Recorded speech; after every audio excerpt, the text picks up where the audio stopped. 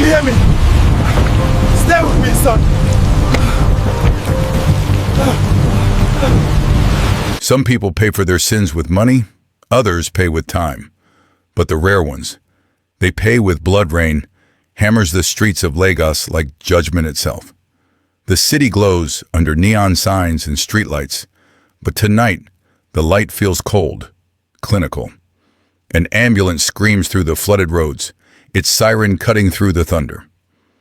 Inside a private wing of St. Nicholas Memorial Hospital, the walls are marble, the floors polished to mirrors.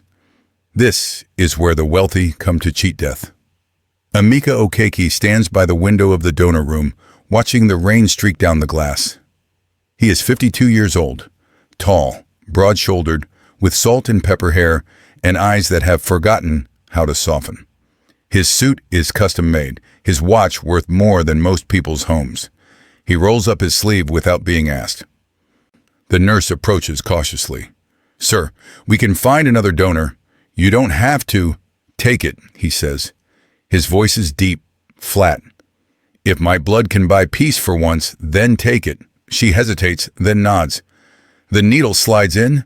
Dark red fills the bag. He doesn't flinch. He watches his blood leave his body and thinks, absurdly, that this is the most honest thing he's done in years. Money can be printed. Contracts can be forged. But blood? Blood doesn't lie. He doesn't ask who the patient is. He never does. This is the third time he's donated in 5 years. Always emergency calls. Always strangers. His assistant thinks it's philanthropy. His board thinks it's PR. Emeka knows the truth. It's penance. For what? He won't say. Not to them. Not even to himself most nights. When the bag is full, the nurse thanks him. He buttons his cuff, adjusts his watch, and walks out without waiting for gratitude. Outside, his driver opens the car door. The leather interior smells like money and cologne. He leans back and closes his eyes as the car pulls into the storm. He doesn't know that in another wing of the same hospital, a young man named Chuka is dying. He doesn't know that his blood, his exact blood, is the only thing keeping that young man's heart beating. And he doesn't know that in a few days, his entire world will collapse under the weight of a truth he buried 23 years ago. Emeka's empire is built on steel and silence.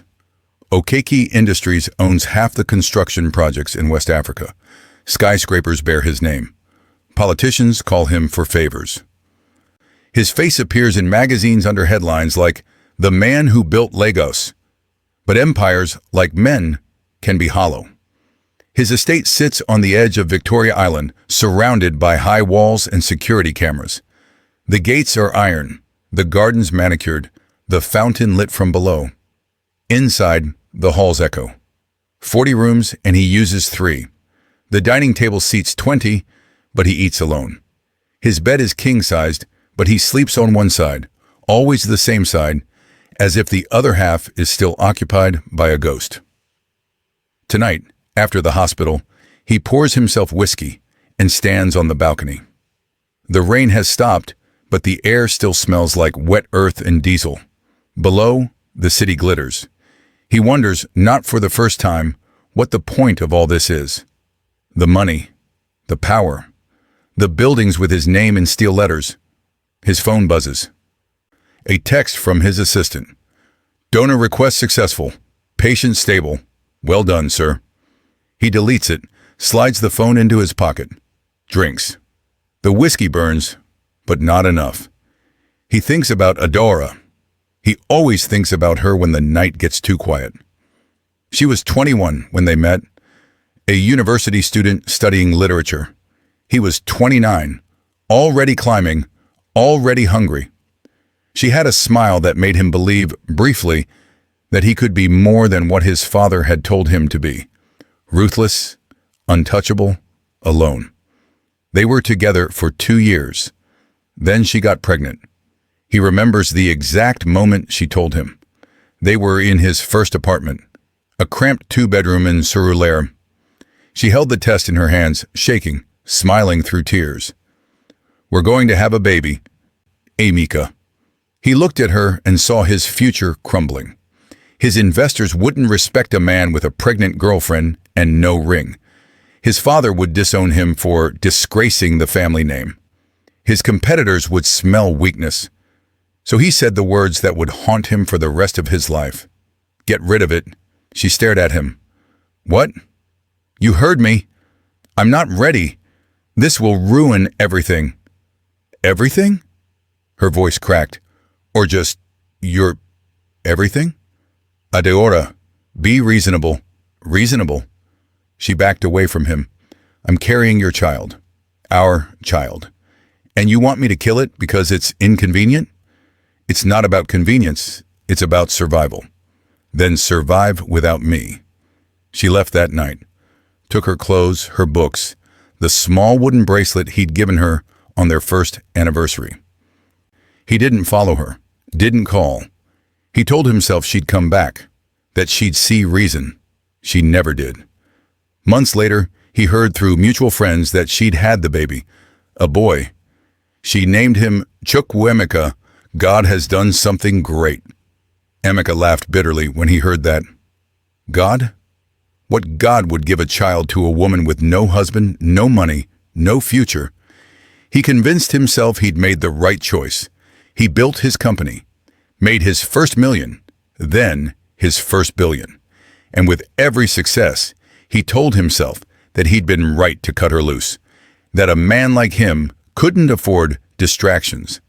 But on nights like this, when the whiskey runs low and the silence gets loud, he wonders what that boy looks like, whether he has Adaora's eyes or Emeka's jawline, whether he laughs like she used to laugh, bright and unguarded.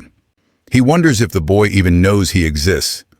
Across the city, in a cramped one-room apartment in Ejigunle, Chuka's foster mother kneels by his empty bed and prays. Her name is Mama Ngozi. She's 63, with silver hair and hands like worn leather. She's not Chuka's biological mother, but she's the only mother he's ever known. She found him when he was 3 days old, abandoned outside a church in a basket with nothing but a blanket and a hand-woven bracelet. No note, no name. Just a baby with dark eyes and a cry that sounded like a question. She raised him as her own, fed him when she had nothing to eat, sent him to school when she couldn't afford her own rent, taught him to be kind, to work hard, to believe that goodness still mattered in a world that often proved otherwise. Now he's 25, a mechanic in a small shop near the Ajora Bridge. He repairs generators, fixes motorcycles, sometimes cars if the owner can pay. He's good with his hands, patient, careful. People trust him. He makes just enough to keep them both alive. 3 days ago, he was driving home when he saw a car broken down on the highway. An older woman, stranded, panicking. Chuka pulled over, even though it was late, even though he was exhausted. He helped her fix the alternator. She thanked him, tried to pay him. He refused. "Just help someone else when you can," he said. He didn't see the truck. Neither did she. It came around the bend too fast, tires screeching, horn blaring. Chuka shoved her out of the way. The truck clipped him hard, sent him spinning into the guardrail. He hit the ground and didn't get up. The woman screamed, called the ambulance, stayed with him until they arrived. She rode with him to the hospital, held his hand, prayed in Igbo. When the doctors said he needed blood, a rare type, AB negative, she begged them to find a donor. Any donor. They called every hospital in Lagos. Only one man matched, Emeka Okeke. If your heart is already breaking, like this video, because what's coming next will shatter it. Chuka wakes up 2 days later. The hospital room is small, clean, sterile. Sunlight slants through the blinds. His body feels like it's been rebuilt from broken parts. Every breath hurts. Every movement is slow, cautious. Mama Ngozi is beside him, asleep in a plastic chair, her head resting on the edge of his bed. He reaches out, touches her hand. She wakes instantly. "Chuka." Her voice cracks. She grabs his hand with both of hers. "Oh, my son." "My son?" "Mama." His throat is dry. What happened? You were hit by a truck. You almost... She can't finish. Tears stream down her face. But you're here. You're alive. Thank God. Thank God. How long have I been? 2 days. They said you lost too much blood. They said... She wipes her eyes. They said someone donated. A stranger. He saved you. Chuka blinks. Who? I don't know. The doctor wouldn't say. Privacy, they said. But whoever he is, I will pray for him every day for the rest of my life. Chuka closes his eyes. He doesn't remember the truck. Doesn't remember the impact. Only the woman's face, terrified, and his decision to push her. He wonders if she's okay, wonders if she even remembers him. The woman, he says, the one I helped, she's fine. She came by yesterday, cried and cried, left money for your treatment. Mama Ngozi smiles weakly. You saved her life, Chuka, and someone saved yours. God is faithful. Chuka nods, but he's not sure he believes in that kind of symmetry. He's seen too much suffering, too much randomness. Good people die in pain. Bad people grow old in comfort. If there's justice in the world, it's not the kind that arrives on time. But he's alive. That has to mean something. 3 days later, Emeka receives a call from Dr. Olamide, the hospital's head of transfusion services. The doctor's voice is careful, professional, but there's something underneath it. Hesitation, maybe even fear. Mr. Okeke, I need you to come to the hospital. Why? It's complicated. I'd rather discuss it in person. I'm not a man who likes surprises, doctor. Neither am I, sir. But this isn't something I can explain over the phone. Emeka hangs up, irritated. He's in the middle of a meeting with contractors from Ghana. Blueprints spread across the table. Millions of dollars on the line. But something in the doctor's voice nags at him. He postpones the meeting, drives to the hospital. Dr. Olamide meets him in a private office. The man is in his 50s, graying at the temples, with the exhausted look of someone who's seen too many people die. Mr. Okeke, thank you for coming. Get to the point. The patient you donated blood to, his name is Chuka. He's recovering well, thanks to you? Good. Is that all? No. The doctor hesitates. During routine post-transfusion screening, we noticed irregularities. Emeka frowns. What kind of irregularities? Genetic similarities. Between you and the patient. Silence. What are you saying? I'm saying that the DNA markers suggest a biological relationship. Close. Very close. Emeka's chest tightens. That's impossible. Is it? I don't have children. Are you certain? The question hangs in the air like smoke. Emeka stares at the doctor, but he's not really seeing him. He's seeing Adeora, seeing her walk out the door 23 years ago, seeing the curve of her belly under her dress. No, he says finally, I want to meet him. Chuka is sitting up in bed when Emeka walks into the room. The young man is thin, wiry, with dark skin and short hair. He's wearing a hospital gown, and on his wrist is a hand-woven bracelet, red, black, and gold threads twisted together. Emeka stops in the doorway, stares at the bracelet. Can I help you? Chuka asks. Emeka forces himself to move, to breathe. I'm the man who donated blood to you. Chuka's expression shifts, surprise, then gratitude. You? You saved my life. Maybe? No, maybe. I was dying. Chuka extends his hand. Thank you, truly. Emeka doesn't take it. He's still staring at the bracelet. Where did you get that? Chuka glances down at his wrist. This? My mother gave it to me. Why? Your mother? Yes, she's been dead for 7 years now. But she said my father gave it to her. Before he... Chuka's jaw tightens. Before he abandoned us. The words hit Emeka like a punch. He steps closer. What was her name? Why does it matter? What was her name? Chuka's eyes narrow. Adeora. Adeora Ize. The room tilts.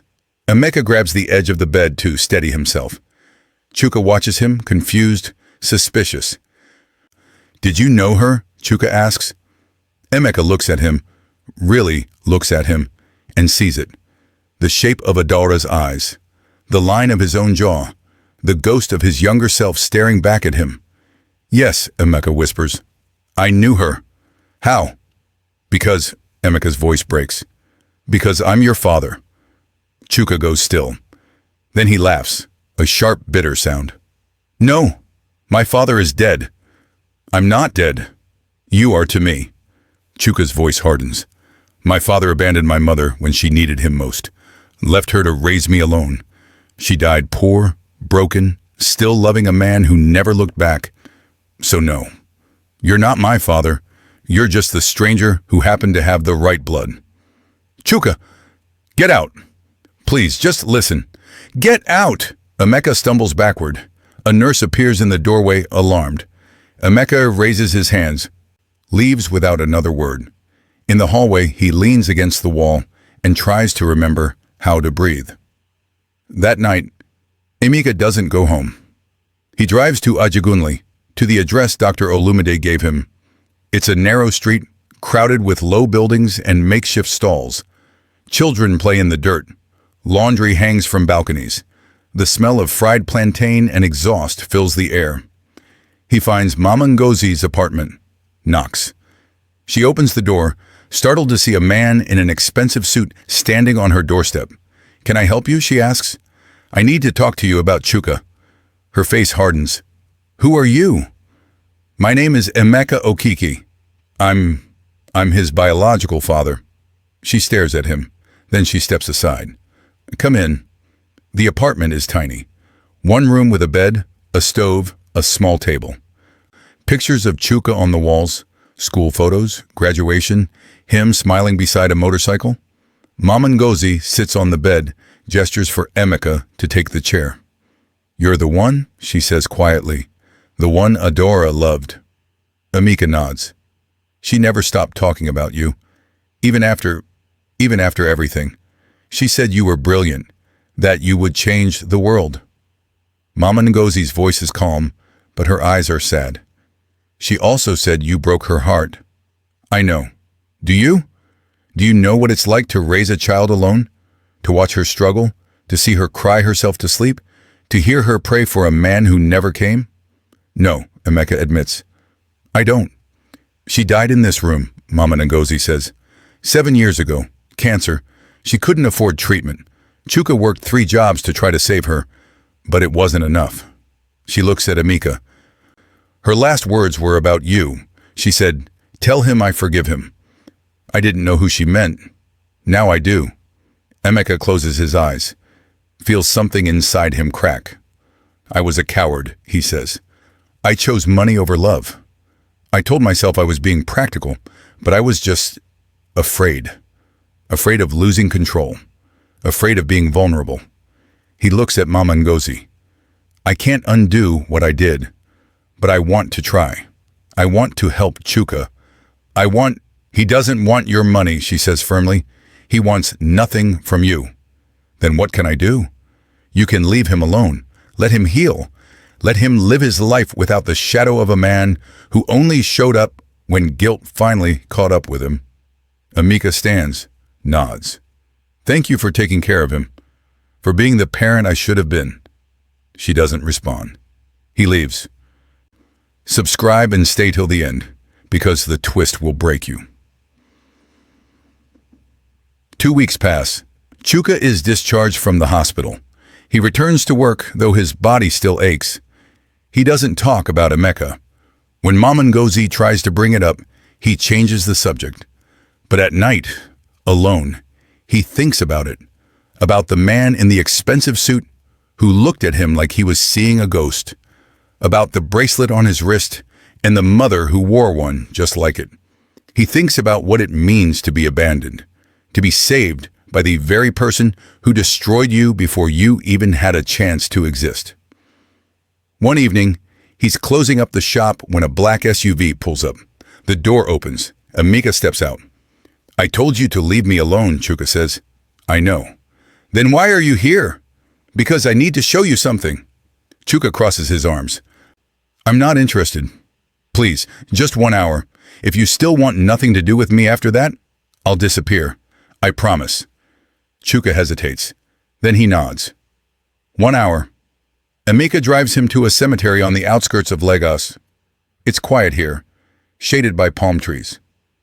They walk through rows of graves until Emeka stops in front of a simple headstone. Adora Ease, 1979-2018, beloved mother. Chuka's breath catches. How did you? I found her grave 3 days ago, Emeka says. I've been coming here every day since. Chuka kneels in front of the stone, runs his fingers over the engraved letters. Emeka stays standing, hands in his pockets. I loved her, Emeka says quietly. I loved her more than I knew how to say. And when she told me she was pregnant, I panicked. I thought a child would ruin me, ruin my career, my reputation, everything I was trying to build. He pauses. I was wrong. Chuka doesn't look up. She deserved better, Emeka continues. You deserved better. And I can't change that. But I can tell you this. You are not a mistake. You were never a mistake. I was the mistake. I was the coward who couldn't see that the greatest thing I ever created wasn't a building or a company. It was you. Chuka stands slowly. His eyes are wet. You don't get to say that. You don't get to show up now after everything and act like saying sorry fixes it. I know. You left her with nothing. She died with nothing. I know. And now you want what? Forgiveness? Redemption? No, Emeka says. I want you to know the truth. That's all. Whatever you do with it is up to you. Chuka wipes his eyes, turns away. Take me home. 3 days later, Chuka collapses at work, internal bleeding. The doctors rush him back to the hospital. Mama Ngozi calls Emeka, her voice shaking. He needs another transfusion, but this time it's worse. They say the procedure could be fatal for the donor. Emeka doesn't hesitate. I'm on my way.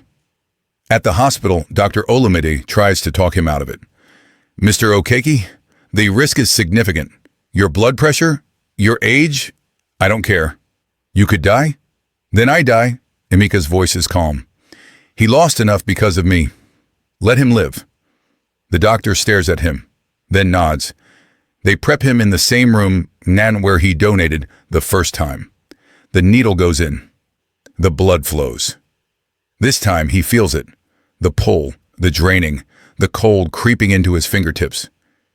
In the next room, Chuka's heartbeat strengthens. The machines beep steadily. Mama Ngozi holds his hand, weeping with relief. In the donor room, Emeka's vision blurs. The nurse calls for the doctor. Emeka's pulse slows. He looks at the ceiling and sees Adeora. She's young again, smiling, holding a baby. I'm sorry, he whispers. The machines flatline. Chuka wakes up 3 days later.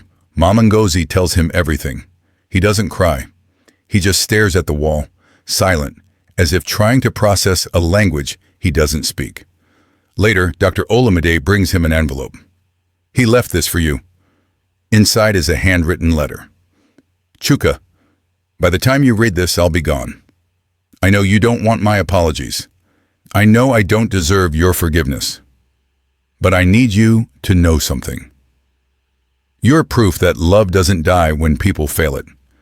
Your mother loved you with everything she had. Mama Ngozi loved you when I couldn't. And now, maybe, in this small, final way, I've loved you too. I've left everything to you and Mama Ngozi. My estate, my company, my name if you want it. Use it to build something better than I ever could. Use it to honor your mother. Use it to prove that good men can come from broken fathers. Blood may run out, but love refills it. 6 months later, Chuka stands in front of a newly built hospital wing in Ajegunle. The sign above the entrance reads, The Adeora Foundation. Maternal and Child Care. In memory of Adeora Eze and Emeka Okeke, reporters gather. Cameras flash. Chuka steps to the microphone, wearing a suit that doesn't quite fit. On his wrist is the bracelet. My mother used to say that forgiveness doesn't erase pain. It frees it, he begins. I didn't understand what that meant until recently. My father made terrible mistakes. He hurt people. He hurt me before I even knew him. But in the end, he gave the one thing he couldn't take back: his life. He pauses, swallows. This foundation exists because two people loved me in different ways. One raised me, one saved me. Both sacrificed everything.